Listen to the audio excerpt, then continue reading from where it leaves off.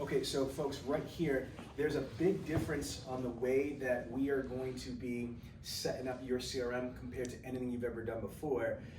Reynolds and most CRMs, there's a couple disclaimers. They are activity-based or task-driven based. Does that make sense? When you come in, you click a button and then it's going to tell you who you're supposed to call. This is a problem. We at Dealer Synergy do not believe in task-driven. This is why 90%, including this group, of CRMs are broken, not utilized correctly, and they have issues because what's happening is you are at the mercy of whoever set up your action plan or CRM process before we got here.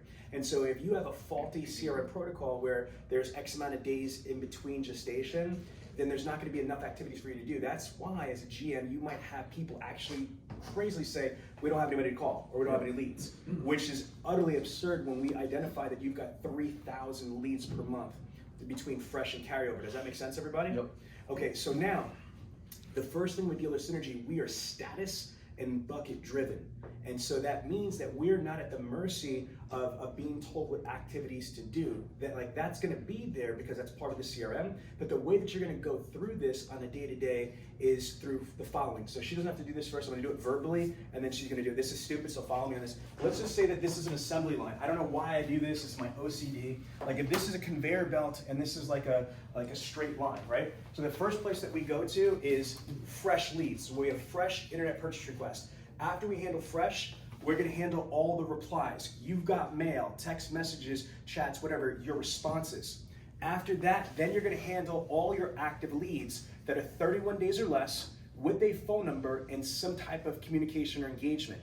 Then you're gonna handle leads that are 31 days or less with a phone number, but no escalation, no engagement. Then you're gonna handle leads that are day 32 to day 90 with a phone number and some type of escalation or engagement. Then you're gonna handle leads that are day 32 to 90 with a phone number, but no escalation. So it's gonna be bucket, bucket, bucket, bucket, repeat. I'm using a B, not an F, okay? So bucket, bucket, bucket, bucket, repeat. So let's start from this side. There's a direct correlation from response time to closing ratio as per NADA and JD Power. The faster you respond to somebody, the higher the closing ratio.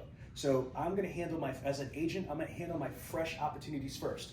After I handle my fresh, the next hottest thing are you've got mails, you've got text messages, you've got your voicemails, you've got replies. After I handle those, instead of just going into my all active leads, we further segmented the database. We already did a cost benefit analysis of your time to make sure that you're strategically working on the things that you have the highest probability of engagement and conversion. So this is pretty cool stuff. So again, after fresh and replies, then it's gonna be 31 days or less, phone number and some type of engagement or conversation.